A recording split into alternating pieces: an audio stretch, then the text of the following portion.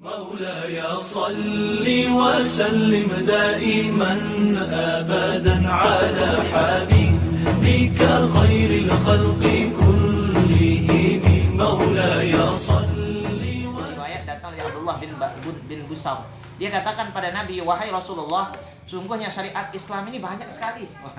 Ini yang mau nawar kepada Nabi sallallahu alaihi wasallam. Qad kathurat, sungguh sangat banyak. Alayya, atas saya, merasa berat. Fa akhbirni bi syai'in atasbattu bihi.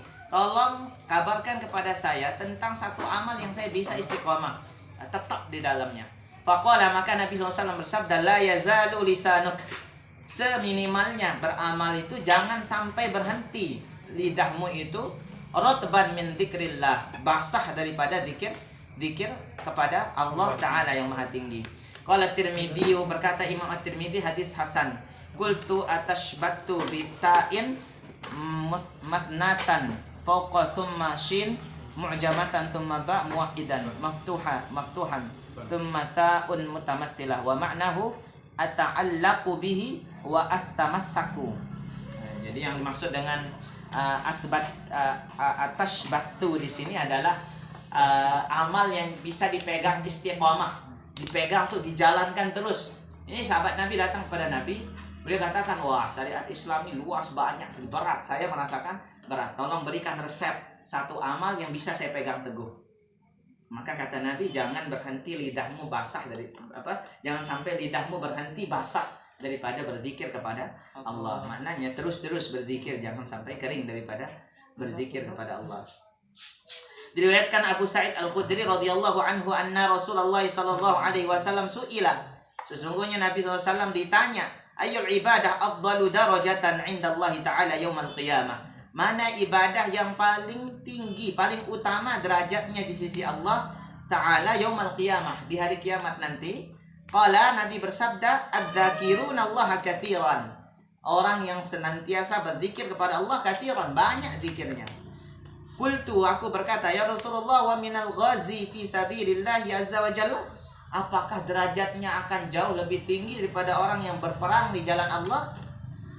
Qala, maka Nabi SAW bersabda, lau daraba bisayfihi fil kuffar wal musyrikin hatta yankasira wa yakhtadiba dama lakana dzakiruna Allah afdala minhu. Andai saja orang yang pergi berperang di jalan Allah itu memukulkan, mengayunkan pedangnya kepada orang kafir dan orang musyrikin sampai penuh mengalir darah orang-orang kafir dan musyrikin akibat daripada tepasannya, lakana dzakiruna Allahi afdalu minhu, maka sungguh orang yang senantiasa berzikir kepada Allah jauh lebih utama daripada dirinya. Tentu ini dalam suasana aman ya. Ini dalam suasana aman. Jangan pas orang perang, tetenya kalau perang, kop dulu. Saya sedang tahanus, mau khalwah, ingin beribadah fokus kepada Allah. Dzakiruna Allah katsira. Tak boleh jadikan dalil ini. Ketika makanya amal itu sesuai dengan kondisi. Kalau di Palestina, maka amal terbaik adalah jihad. Kita dalam kondisi aman nih, amal terbaik adalah adzakiruna Allah katsira. Termasuk daripada dalam zikir adalah taklim. Jadi bertaklim yang banyak itu amal yang paling utama. Bahkan Nabi SAW dalam sabda yang lain mengatakan, li antad dua, sungguh engkau berangkat berpagi-pagi, anta ta'allama ayatan minal Qur'an, kemudian kamu belajar satu ayat saja daripada Al-Quran, afdalu, lebih utama daripada antusalliya, engkau salat mi'ata raka'atin, 100 rakaat.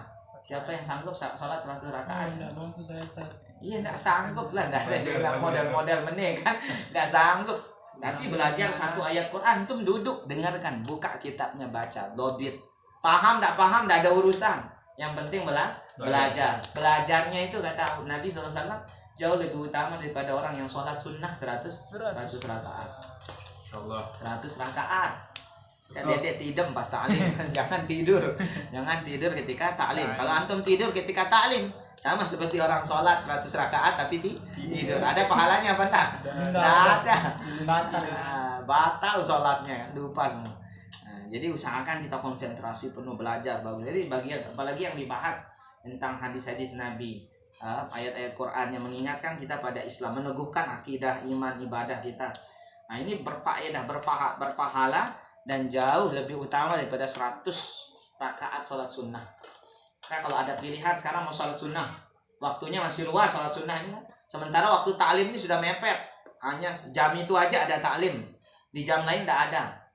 Maka tinggalkan dulu, pending sholat sunnah itu, ikut taklimnya dulu. Nanti setelah taklim mau sholat sunnah, tidak apa-apa, bagus.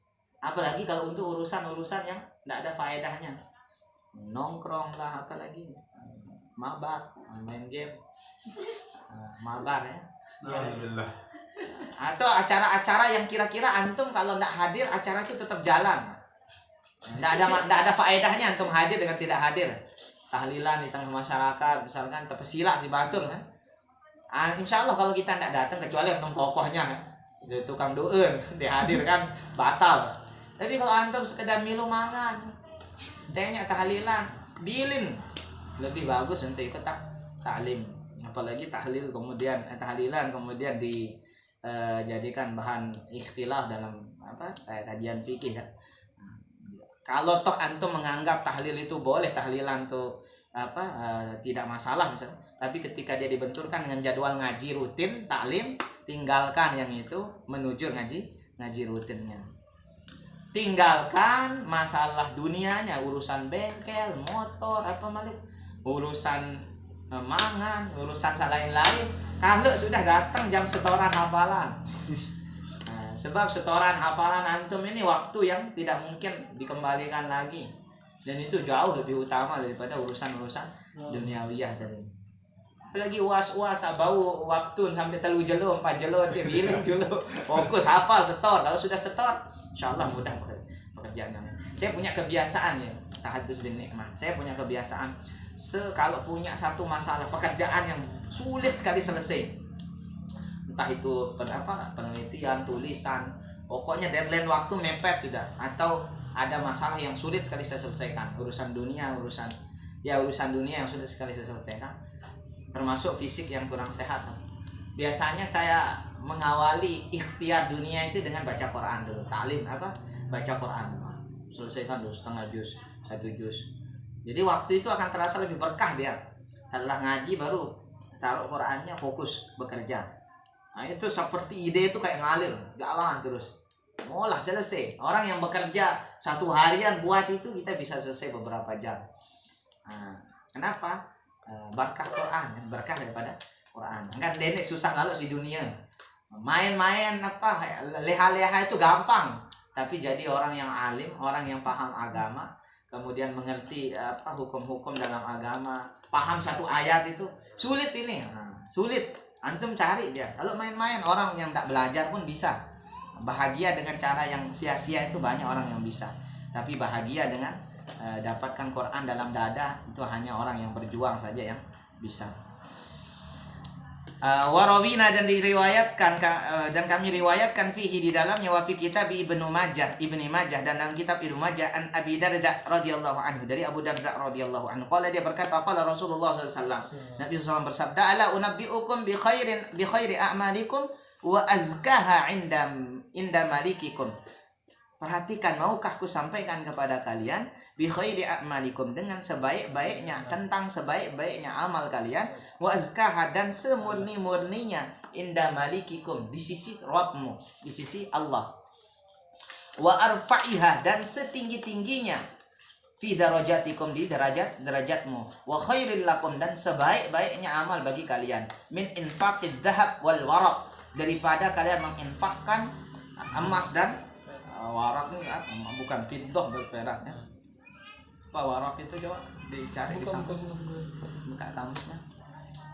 Wa khairil lakum min antalqaw aduwakum fatadribu a'naqahum, dan jauh lebih baik daripada engkau melemparkan musuhmu dengan senjata, kemudian engkau pukul leher-leher mereka sampai wafat. Ini jauh lebih daripada itu. Apa kata sahabat? Qalu bala, benar wahai Rasulullah, tolong sampaikan kepada kami. Qala dzikrullahi ta'ala, ialah berzikir kepada Allah. Kalau dihadapkan dengan jihad gimana? Gabungkan keduanya jauh lebih baik. Zikir sambil jihad. Kalau ini amalnya kan gue gabung. Kita tenaga sedang dibutuhkan untuk berjihad di negara misalkan. Apa Pak, kayak orang yang tinggal di Palestina. Gimana dia bisa mendapatkan faedah seperti ini? Jihadnya itu niat zikir. Jadi dia jihadnya itu lillahi kalimatillah, ya untuk menegakkan kalimat tauhid itu tetap di bumi Palestina. Sebab kalau dia tidak berjuang, orang tidak akan bisa berzikir lagi, sebab akan ganti agamanya, bisa dimusnah, Islam bisa dihilangkan dari sana. Maka saat dia jihad tuh dia dapat pahala zikir juga, dapat pahala yang jauh lebih baik. Apalagi kalau setiap ngayunkan pedang bismillah Allahu akbar. Ya. Pas bakat baru innalillah. Pas bakat baru innalillah.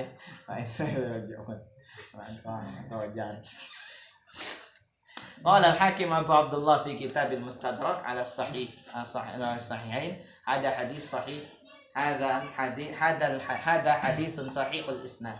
Ini hadis yang sanadnya sahih. Warawina fi kitab at-Tirmidzi an Ibnu Abbas radhiyallahu anhu qala Rasulullah sallallahu alaihi wasallam. Dari diriwayatkan dalam kitabnya Imam At-Tirmidzi dari Abdullah bin Mas'ud radhiyallahu anhu, dia berkata Nabi SAW bersabda, laqitu Ibrahim sallallahu alaihi wasallam lailata usriya bi. Saya bertemu dengan Ibrahim sallallahu alaihi wasallam di hari saya diisrakan, kata Nabi SAW. Faqala ya Muhammad, kemudian dia berkata, wahai Muhammad, aqdi ummatakas salam wa akhbirhum annal jannata, tolong bacakan kepada umatmu itu kalimat salam, perdamaian. Apa kalimat salam? Wa akhbirhum, dan sampaikan kepada mereka annal jannata, bahwasanya surga itu thayyibatut turbah, tanahnya adalah tanah yang terbaik. Debunya itu debu yang terbaik, yang tidak bisa kita bayangkan. Adbatul ma, yang paling jernih airnya. Wa anha qi'anun. Wa annaha qi'anun. Apa qi'anun? Wa annaha qi'anun. Dalam capek. Apa di sana terjemahan qi'anun, Pak? Ketemu tak?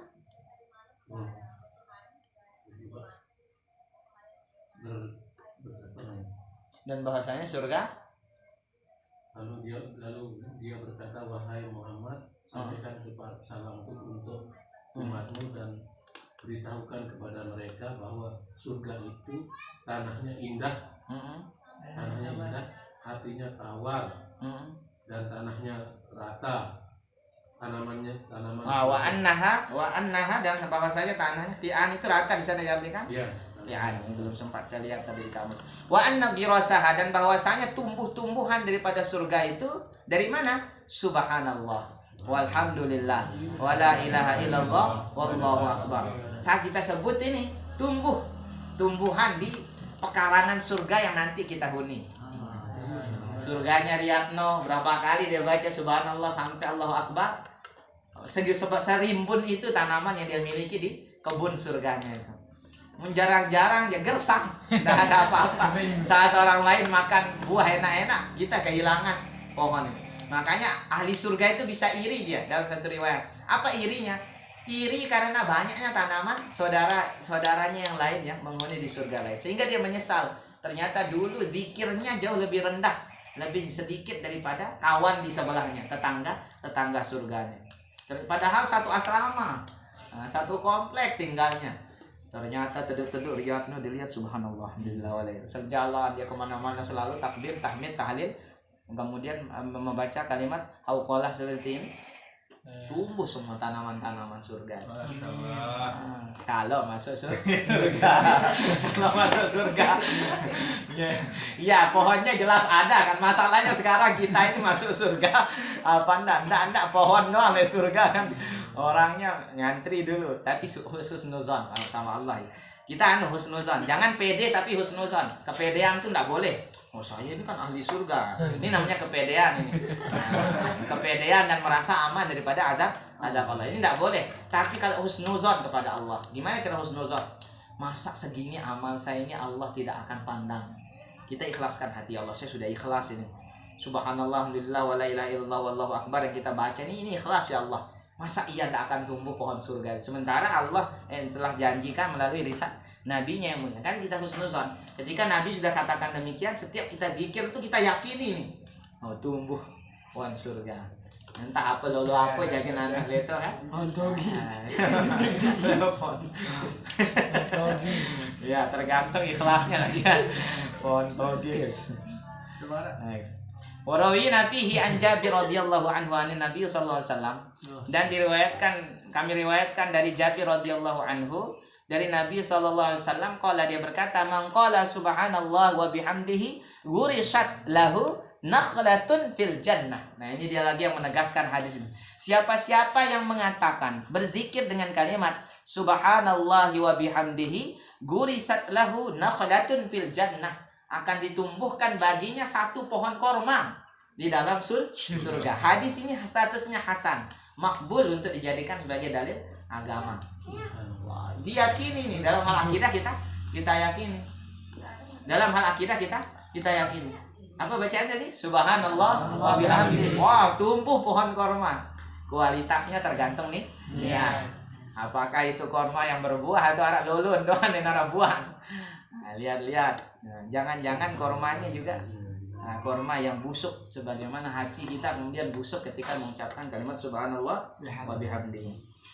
Tapi ini kita yakini, setiap kita ucapkan subhanallah wa bihamdi, tumbuh satu pohon korma. Dan luasnya kebun surga itu pekarangannya saja bainas sama'i wal ard. Jadi seperti luasnya langit dan bumi. Jadi jangan bilang, gimana kalau halamannya, lu bisa bayangkan halaman kayak ini kan hanya 10 meter ini. 10 kali 4. 10 pohon korma saja habis di sini.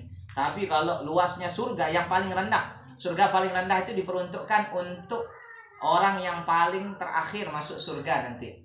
Saya lupa siapa namanya. Tony. Bukan. Ada nama penghuni. Di dalam kitab Riyadhus Shalihin ada. Orang yang terakhir keluar dari neraka dan paling terakhir masuk ke dalam surga. Bagi orang seperti ini dapat surga paling rendah. Kayak apa dia? Halamannya seluas langit dan bumi. Raja anak sultan sudah. Jadi antum banyak-banyak dikit, enggak usah khawatir. Nanti kalau semua pohon beto atau bebalik, pohon enggak usah dipikirkan gitu. Halamannya full dengan pohon-pohon yang kita mau. Kalau subhanallah wa bihamdi, subhanallahil azim, dapat pohon korma. Bayangkan kalau antum khotam Quran, pohon apa yang tumbuh? Zikir seperti kalimat subhanallah bihamdihi subhanallahil azim bisa menumbuhkan pohon korma. Bagaimana kalau kita membaca kalamullah yang mulia nih, 6234 ayat khotam setiap bulan istiqomah? Kayak apa pohon rimbun indahnya taman yang kita miliki di surga nanti? Rugi makanya malas-malas ngaji itu rugi. Sekuat-kuat antum ngaji saja sulit masuknya. Pokok baca Quran ulang terus, karena tidak ada yang rugi. Kalimat tasbih yang siapapun bisa kan, kalimat tasbih ini baca mu'allaf saja bisa mengucapkan kalimatnya, dikasih ganjaran satu pohon kurma di surga, di kebun surga. Apalagi Quran yang di dalamnya dikatakan oleh Nabi SAW lebih mulia daripada kalam-kalam yang lainnya, lebih afdal daripada zikir-zikir yang lainnya. Warawina fihi, dan diriwayatkan di dalamnya an Abi Dzar radhiyallahu anhu, dari Abu Dzar radhiyallahu anhu, qala, dia berkata, qultu ya Rasulullah, aku berkata wahai Rasulullah sallallahu alaihi wasallam, ayyul kalam ahabbu ila Allah taala, mana kalam yang paling dicintai di sisi Allah? Qala, maka Nabi bersabda, mastafallahu taala lil malaikati, yaitu kalimat yang telah Allah pilih untuk malaikatnya. Subhana rabbi wa bihamdihi. Subhana rabbi wa bihamdihi. Nah, jadi yaitu kalimat yang telah Allah pilih untuk Tuhannya. Untuk Allah pilih untuk malaikat-malaikat. Subhana rabbi wa bihamdihi. Maha suci Tuhanku dan dengan segala pujian untuknya. Maha suci Tuhanku dan dengan segala pujian untuk Tuhanku. Jadi ini kalimat yang bisa salah satu contohnya dibaca dalam Quran tuh, subhanaka la ilma lana illa ma 'allamtana. Nah, ini salah satu kalimat juga yang digunakan malaikat untuk memuji Allah. Wa nahnu nusabbihu bihamdi wa nahnu nusabbihu bihamdika wa nuqaddisu lak. dan kami senantiasa bertasbih kepadamu serta mensucikan dirimu. Nah, ini pekerjaan malaikat. Maka ini salah satu kalimat yang mulia. Subhanallahi wa bihamdih, subhanallahil azim. Kalimat yang mulia yang dipilih Allah untuk malaikat, dan dengan sebabnya bisa tumbuh pohon-pohon korma di dalam surga. Wa hadza hina ashra'u fi maqsudil kitab wa adhkuruhu ala tartibil waqi' ghaliban wa abda' bi awwal istayqadil insani min naumihi. Wa hadza, dan inilah hina ashra'u, waktunya aku menjelaskan fi maqsudil kitab, tujuan utama daripada kitab ini. Wadguruhu ala tartibil waqi', kata Imam Nawawi, aku akan menyebutkannya atas tertib yang telah tersusun ghaliban secara biasa. Wa abda'u, dan aku akan memulai bi awwalistayqadil insani min naumihi, dengan adab bangunnya manusia daripada tidurnya. Tsumma ma ba'dahu ala tartib ila naumihi ila lail, dan kemudian apa yang dilakukan secara berurutan menuju tidurnya sampai dengan malam. Setelah bangun dari tidur sampai dengan malam lagi. Tsumma ma ba'da istayqadatihi, lalu sesuatu yang dia lakukan setelah bangunnya dari tidur, fil lail allati yanamu ba'daha, di malam hari di mana dia tidur di dalamnya. Wabillahi taufik, dan dengan Allah aku mengharap taufik. Nah, besok kita sudah masuk dalam inti daripada kitab Al-Anqar ini. Doa-doa dari bangun tidur sampai tidur